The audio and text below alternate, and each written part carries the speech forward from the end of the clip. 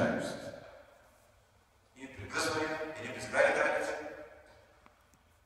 Така. Казвам на език, който предпява на всеки човек, включително на тия, които не са математици. Много път съм дал този пример, как по една улица минава по един автомобил, веднъж да речем на 2 години.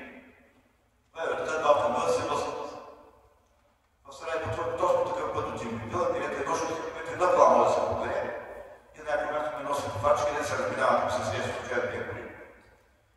На 500 км нито една кола не среща. Прежде да се блъска някой и се прилича на езика на физика, наричаме изчезващо малка вероятност. Има такова понятие в физика, изчезващо малка вероятност. Ако обаче поете руни започнат да минават по, да речем, 10 коли в минута, вече става доста голяма и да има катастрофа. Ако става 100 коли в минута, катастрофа не е. Значи, да е експоненциална графика на това нарастващо човеческото количество, с това спасяване на ефектните екземпляри от съвременната медицина, които са физически и ментално увредени по рождение. Количеството нарастване води до увеличаване на вероятността за появата на гениота. Има гений, има идиот. Има обаче и идиот. Значи човек, който ментално е гений, обаче морално е какво? Много години Съюзът на физиците ми бяха изпратени в Берлин на гости на доктор Енгелман и доктор Хофман, тук някой ги помнят. Нали, имаше такива наши приятели от Германия.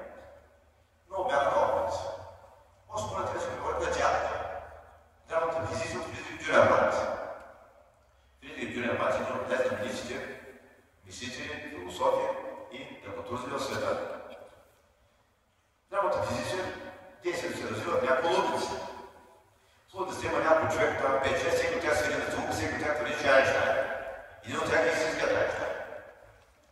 И дилемата е следната. Ако можеш да откриеш нещо, което ще съсипе света, трябва ли да го публикуваш или не трябва да го публикуваш? И традиционната фабула е, че мислимото надвека ще бъде. Мислимото е, че ако ти го публикуваш, някой ще го публикува, те ще само се загуби славата. Значи моралният урок, който е новото решение, дългата мисъл. А после какво ще стане? Късната мисъл да публикуваме веднага. Нищо не се трябва да се затри. Дългата мисъл трябва да мисли след 2 години, след 5 години, след 10 години, след 2000 години, след 20 000 години какво ще стане. Затова трябва да мислим. Иначе ставаме дори без цифри. Иначе ставаме много без цифри, която е духовни действия такива. Без жутика. Така.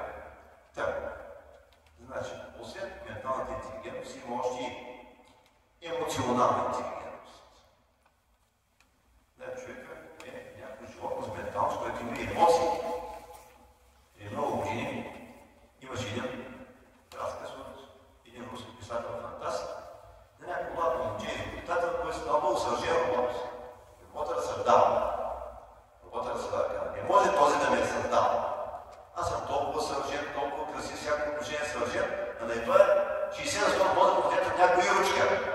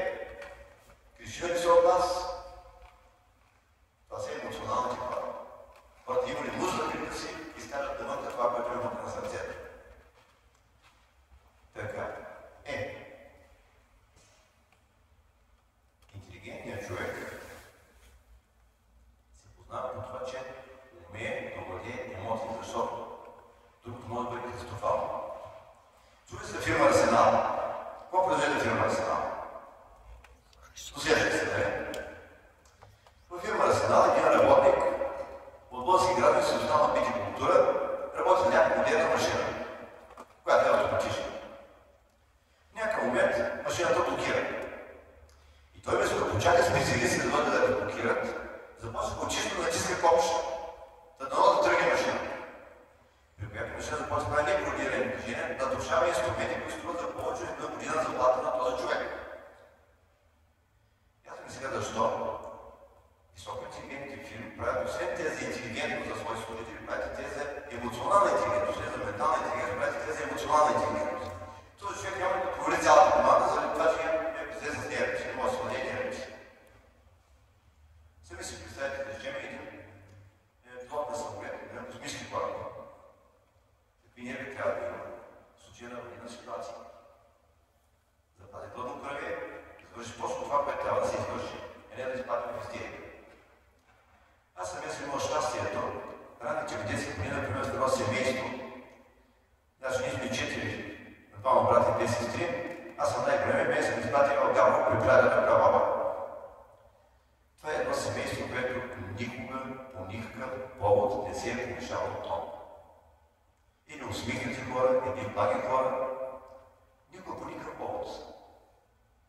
Тези хора за мен бяха световно семейство. Колко семейства сега може да се покара с такова нещо? Никога по никакъв повод се е повишавал тон. Моят дядо Теодосия Грозен Кръстен, край на 19 век и началото на 20 век, е работил на един струк за метал, който се движи от една женска сила. Значи, дядо Теодосия работи през стъпки, той женяка метална струка, баба ми Ана върти кръг. Значи, няма една конска сила, няма там водно колело, няма вятърна перка. Една женска сила за един струк за метал.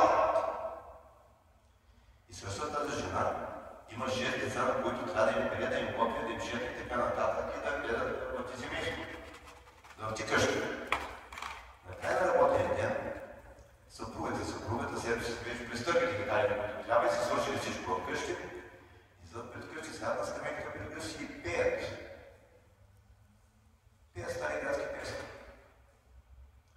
А сега всеки зато в телефона си не се познават. Значи, тогашната задушевност, която е описал Иван Кърджийски в бити душевност на българския народ и техния собственик, и сегашната душевност брутално се различават.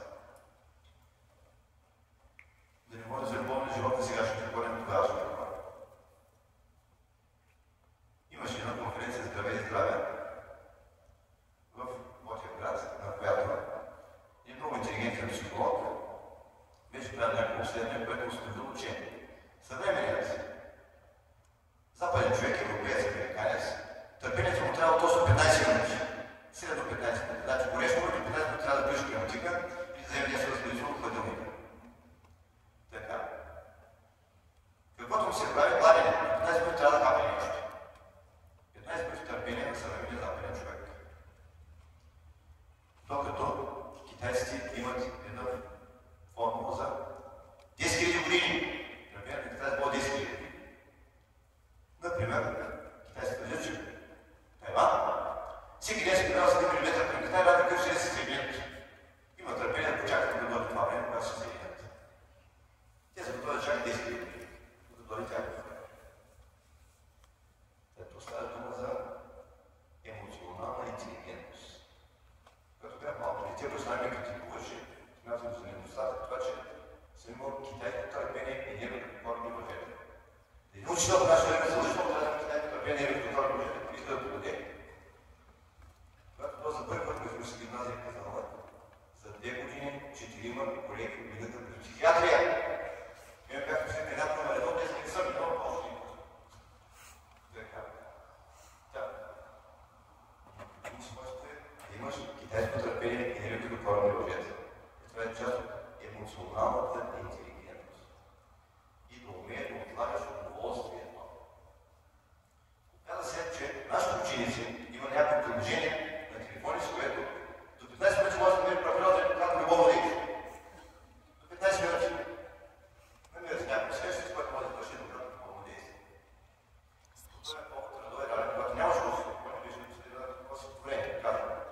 Няма вече лунни нощ, няма вече силни страсти. Всеки съзнанието здрасти си. Да. За сравнение с любовният човек е знаел, че онова между мъжа и жената лично Господ взема участие в него. Представете каква емоция се изпитва. И не вземат никакви възможности средства. Те знаят, че личноводното част от взаимодействие на мъже и жената. В някакво отношение човекът е обледнял от средновековието до сега. Е обледнял по отношение на емоционалната си интелигентност. И дори в някакво отношение и на менталната си интелигентност. Защото преди 6000 години шумерските и халдейските астрономи се предсказвали слънчеви луни, за да не използвали само